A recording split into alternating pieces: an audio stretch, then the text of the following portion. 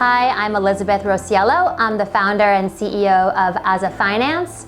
15 years ago, started the first exchange of digital assets on the African continent. My definition of financial inclusion means that financial services are accessible to everyone.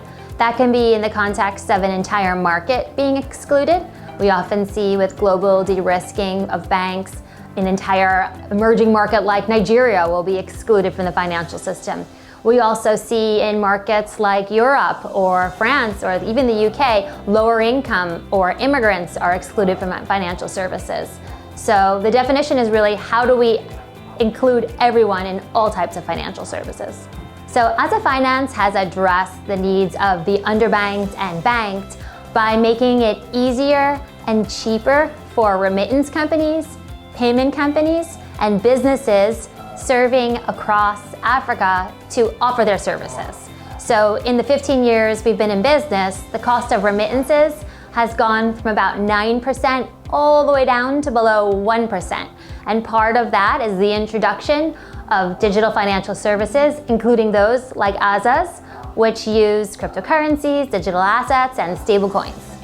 One of the largest barriers to building cross-border infrastructure for payments and remittances is the fact that every market often has its own regulatory requirements. This means if you're operating cross-border, by necessity, you're in at least two markets. That means two different regulatory regimes. And most cross-border companies work in dozens of markets. That means you have to be regulated and observe financial controls in every single market, and they can often be quite different. So kind of regularization or interoperability across regulatory regimes is the most important thing for a cross-border payment company, and it's something we don't see yet globally, but we hope regulators are moving towards more interoperable regulatory regimes.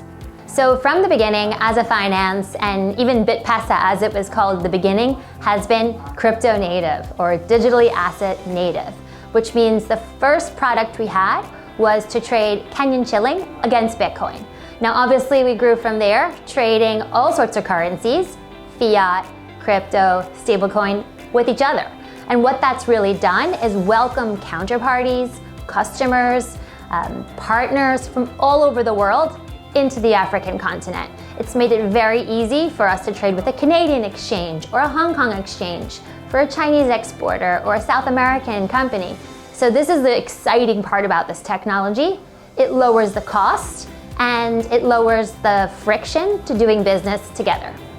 It's been awesome to be here for the Future Tech Forum, and Dunamo has really put together a community of operators, founders, regulators, risk, infrastructure, professionals, and that's just exciting because it takes everyone working together to promote this community. And with Korean volumes and Korean communities so large globally, I mean, it would take me 10 markets in Africa to see the same kind of impact that just Upbit has in Korea is so impressive. It's obvious that a company like Dunamo has to be a leader in the space.